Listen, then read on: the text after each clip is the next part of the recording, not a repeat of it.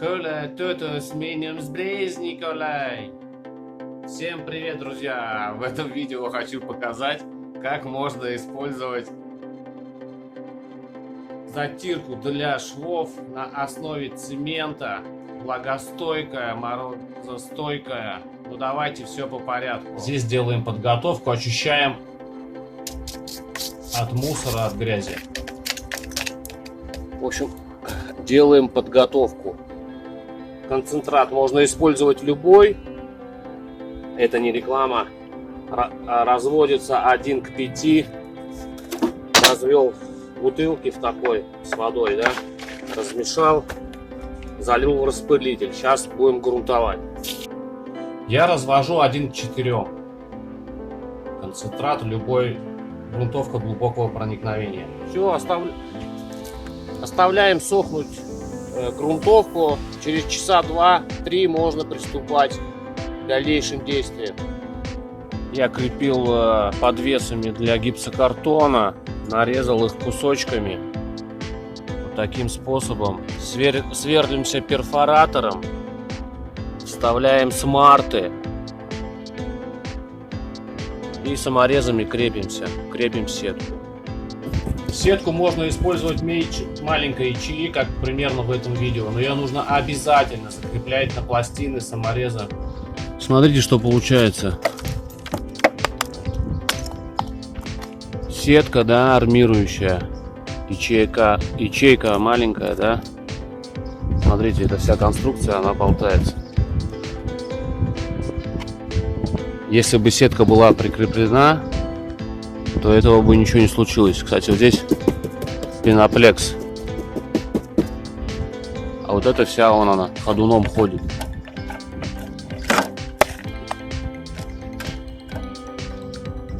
Видите, что происходит? Поэтому нужно обязательно сетку крепить, а не так, как здесь сделано. Слой накидали, да, пеноплексу, кинули сетку. Потом опять слой штукатурки. То есть сама штукатурка отошла от пеноплекса. И получается вот такая вот штука. Все болтается, смотрите. Здесь уже все поотлетало. Не допускайте таких ошибок, чтобы не получилось вот такого. Поэтому, друзья, нужно обязательно крепить любыми способами на саморезы пластины. У меня сантиметровые маячки. Я их прикручивал на 2 самореза с правой стороны. После того, как раствор накидаю, чтобы мне их потом сразу вытащить, я использую плиточный клей, самый дешевый, который есть. Сюда 25 килограмм, да, виброволокно армирующая на 25 килограмм. Ну, вот такой щепотки, думаю, достаточно будет. Можно еще чуть-чуть добавить, ничего страшного в этом нет. Вот столько достаточно. Вот столько точно. Все, сейчас выливаю воду по инструкции, где-то там 4,5 литра, и замешиваю, и начинаем закидывать. Первый слой нужно как бы максимально прижать к сетке, чтобы соприкасалась раствор с сеткой, со стеной. После этого накидываем основной слой и протягиваем правилом. В моем случае он метровый, можно делать больше, потому что так быстрее получается. Но как бы получается, нам не обязательно ровная поверхность нужна, но так просто легче. В строительных магазинах продается именно вот затирка для швов разных цветов, морозостойкая, влагостойкая, на основе цемента. Я думаю, это не хуже пигмента, ну, по крайней мере, для стен, цоколей. То есть не для полов. Для полов я не знаю, может пойдет, а может не пойдет. Но в принципе мы будем все это закрывать лаком. Ничего страшного не должно случиться. Дальше я беру свои штампы, которые делал сам из полиуретана. И начинаю сразу же штамповать, не выжидая, когда плиточный клей у меня подсохнет. И причем я не смачиваю сам штамп ни мыльным раствором, ничем. Вот здесь получается первый отпечаток мы делаем, грубо говоря, по уровню. Уровень прикладываем, выставляем уровень и от уровня уже начинаем штамповать. И переворачивая штампы разными сторонами. У меня комплект, я его делал сам из силикона, вот сейчас сделал из полиуретана. После чего я пшикаю водичкой просто, чтобы она еще больше как бы пропиталась, но без фанатизма. Значит, слоя затирки я наносил сначала бежевый, потом коричневый, белый. И так в 2 слоя. Бежевый, коричневый, белый. Потом опять бежевый, коричневый, белый. В 2 слоя и нормально. Все оставляю так на сутки, на 2, чтобы высохло.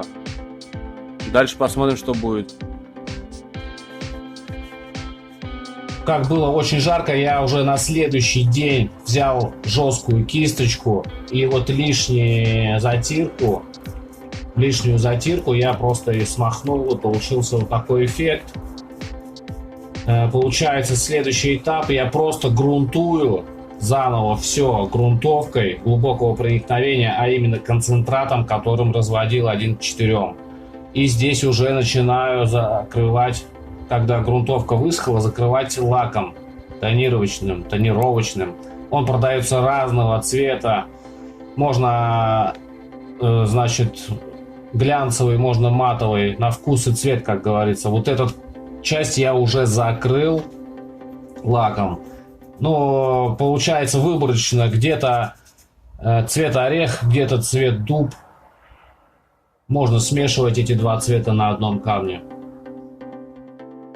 И довольно-таки очень простая процедура окраса получается, быстрая.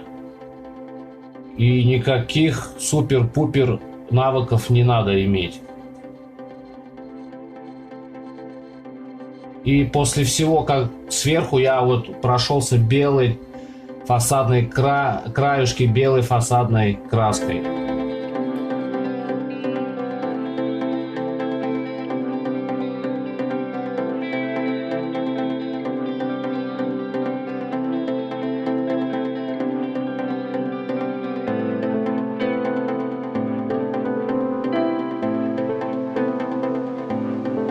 Друзья, получился вот такой обзорчик. Это как эксперимент. Я кусочек сделал, да. Ну, просто попробовать, как она, что она себя будет проявлять. Вот эта затирка для швов. Но я уверен, на 99,9% вот этот способ не хуже, чем красить коллером.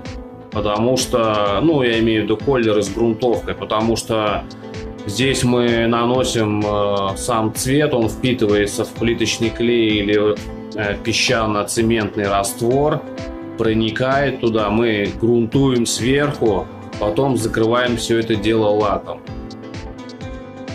Вот такой способ, как бы вот такой экспериментик я провел. Я думаю, может быть, кому-то будет интересно, полезно. Так что вот такие дела. Как бы тут преимущество получается в том, что не нужно ждать высыхания полностью клея или раствора, пока он подсохнет. То есть мы сразу же наносим, да, и начинаем штамповать. Всем спасибо за просмотр. Удачи, увидимся в новых роликах.